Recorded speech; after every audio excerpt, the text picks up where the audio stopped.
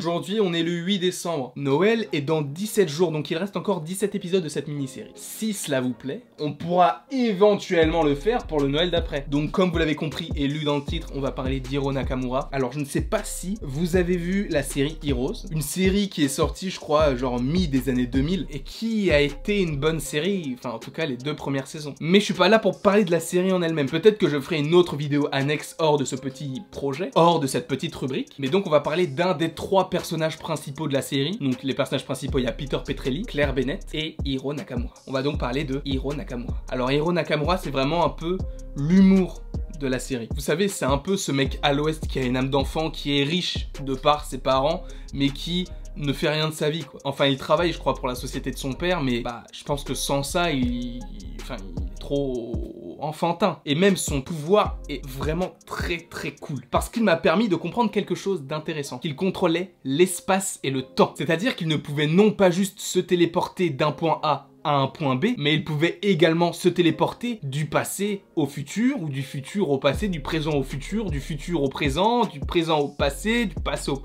Vous avez compris. Et c'est là que j'ai compris qu'il était vraiment le maître du temps et de l'espace parce qu'il se déplace dans l'espace et qu'il se déplace aussi dans le temps. Et je trouve ça vraiment très intéressant. Au début, Hiro Nakamura, c'est l'un des personnages les plus intéressants. Et plus t'avances dans la série, et plus il est chiant. Parce qu'en fait, à force d'utiliser son pouvoir, eh bien, il s'affaiblit et il en meurt, en fait. Un peu comme l'armure et Tony Stark dans Iron Man 2. Mais en y pensant, en fait, j'ai pas énormément de choses à vous dire sur le personnage parce que, bah, je vous ai tout dit, en fait. La série a bien marché sur la première saison, ça c'est sûr. De toute façon, on l'a vu aussi sur la télé française que c'était en déclin. Parce que ça a commencé le samedi soir sur TF1. C'est quand même un bon horaire, tu vois. C'est l'horaire de Danse avec les stars, The Voice, tout ça. Ensuite, la saison 2, elle est partie en deuxième partie de soirée, donc genre vers 22, 23, minuit. Ensuite, la saison 3, ça a été la dégringolade. Déjà, ils n'étaient plus sur TF1, ils étaient sur France 4. Et en fait, c'est normal que ce se soit transformé comme ça, parce que, bah, les saisons 3, 4 sont mauvaises. Hiro Nakamura n'a plus aucun intérêt dans ces saisons. Enfin, à cause de son pouvoir aussi, c'est incompréhensible parce que des fois on se trouve dans le passé,